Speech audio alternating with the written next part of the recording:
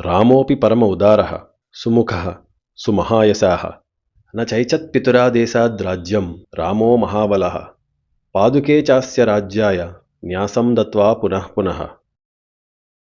రాముడు ఎవ్వర్నీ బాధ పెట్టనివాడు. అధర్మం కాని సాయం అడిగిన వాడి కోసం ఎంత చేయటానికైనా ఉత్సాహంతో ఉండేవాడు. సకల జనులకి ఇష్టం అయ్యేలాగా ఉండాలనుకునేవాడు. అంతటి మంచి మనసున్న రాముడు భరతుడు నోరు తెరిచి ప్రాధేయపడినా కూడా తిరిగి అయోధ్యకి రావటం కుదరదనేశాడు.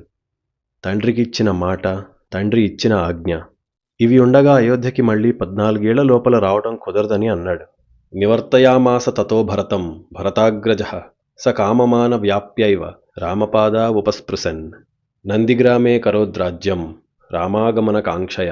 అయితే చివరికి భరతుడి పంతానికి ప్రార్థనకి రాముడి తరపున భరతుడు రాజ్యం చేస్తే 14 ఏళ్ల తర్వాత అయోధ్య గద్దెనెక్కడానికి మళ్లీ వస్తానని ఒప్పుకున్నాడు.